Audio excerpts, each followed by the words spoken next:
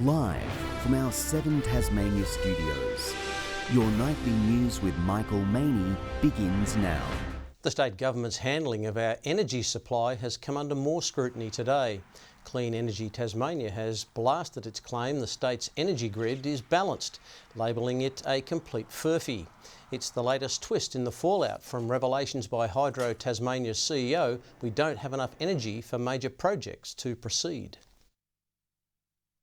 There's $20 billion worth of projects sitting there. Wouldn't that be terrible if half of that or more all of a sudden just left our shores rather than creating jobs here? We have enough energy for our current needs. We recognise though as our economy grows we'll need greater supply, and we're very fortunate to have that supply in renewable energy. Clean Energy Tasmania is calling for immediate collaborative action to avoid more big projects pulling the plug.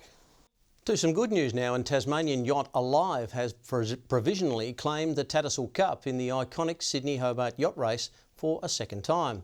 The crew today sharing what it was like to race over 600 nautical miles, including the challenges and triumphs they faced. Fourth across the line, that's 2 days, 2 hours and 19 minutes at sea.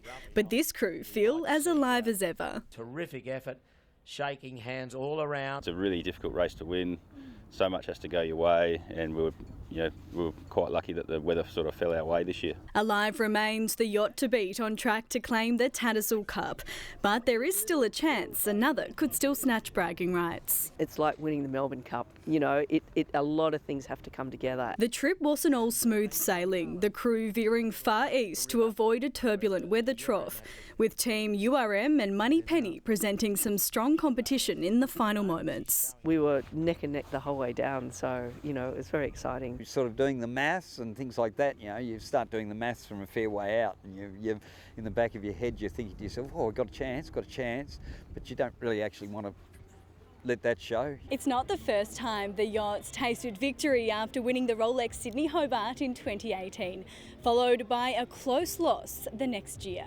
Despite a few sore heads this morning, the party continued today at Customs House. What did celebrations last night look like? Messy. No, we were very well behaved. Yeah. Everyone's all mates once we get to the pub. There might be a bit of light-hearted banter, but everyone's good mates. While the yacht now takes to calmer waters at Constitution Dock with spectators galore. Ruby Cairns, 7 Tasmanian News.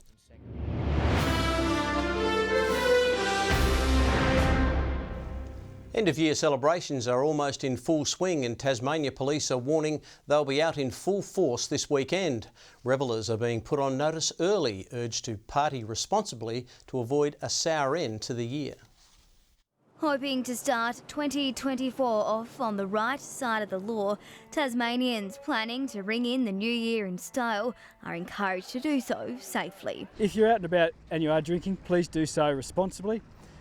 We have no appetite or tolerance for violent or antisocial behaviour. Warning there will be a heavy police presence at big events and partying hotspots around the state. We will be out and we will be testing. We don't want other people's antisocial behaviour impacting the enjoyment that families and friends are having. So do officers around every corner, increasing patrols to keep our roads safe, hoping to stamp out drink driving and other Fatal 5 behaviours. If you're on the roadways this year and you're breaking the law, you can expect to be caught. The annual safety message also transcending the front line, those behind the bar hoping for a smooth send-off to 2023. Really looking forward to a good year this year with no trouble and just happy, very happy, and treat our staff well. All in an effort to avoid making it New Year's Eve you'll want to forget. Victoria Easto, 7 Tasmania News.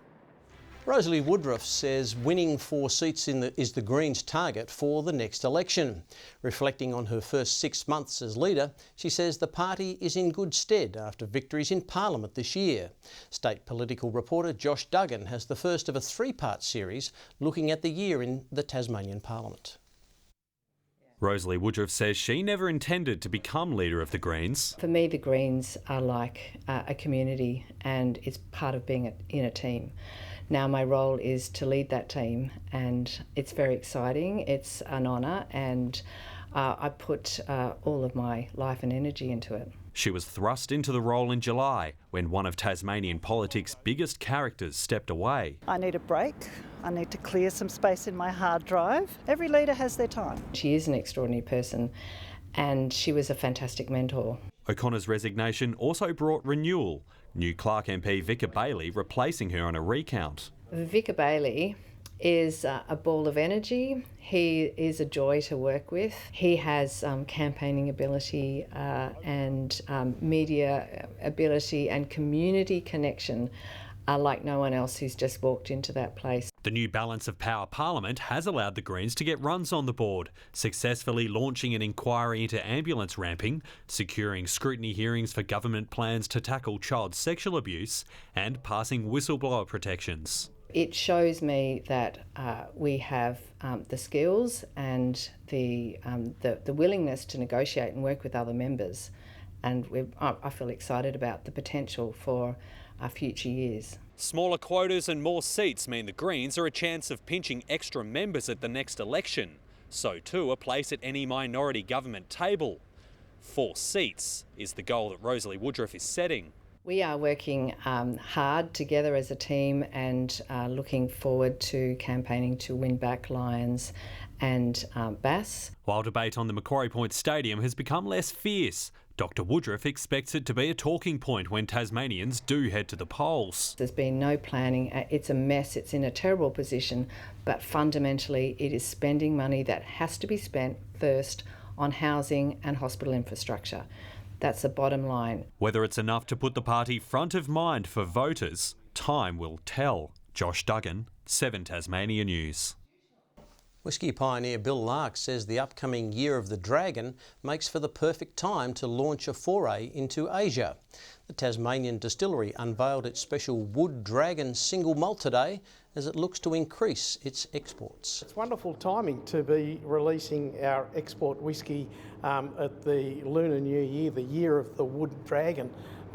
Wood is such an important part of any whisky. We've got the quality, the provenance, the fantastic maturation climate, access to some of the best casks in the world.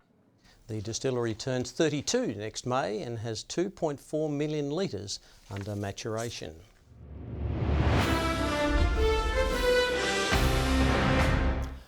Jack Jumpers forward Majok Den will spend 4 weeks on the sidelines.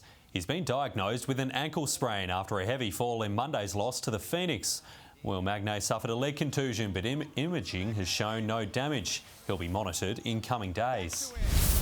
Hurricanes fans who braved the rain last night left disappointed after a thriller chase from the Stars. Batting first, Hobart were bowled out for 155 runs. Caleb Jewell, the top scorer, with 45. Rain reduced the Stars' chase to 67 runs from 7 overs, and 3 early wickets made for the perfect start. Bowls in, straight through him, did him for pace.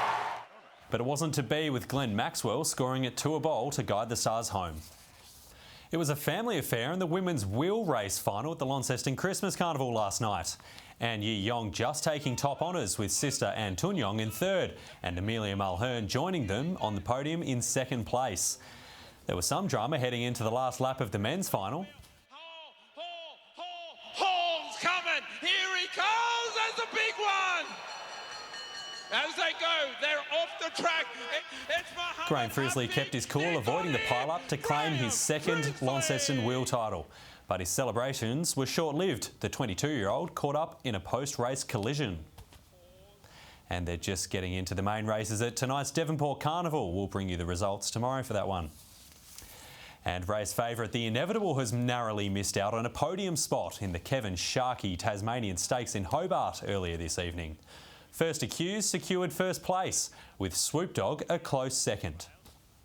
First Accused along the inside, a big finish coming up, and First Accused. Indispensable came in 3rd. It's a disappointing result for The Inevitable from 7 Mile Beach after the gelding won the event in January this year. And Porco Rosso has taken out ultimate bragging rights, securing line honours in this year's Launceston to Hobart yacht race, with a time of 1 day, 12 hours, 24 minutes and 41 seconds, ahead of 2nd placed Fork in the Road.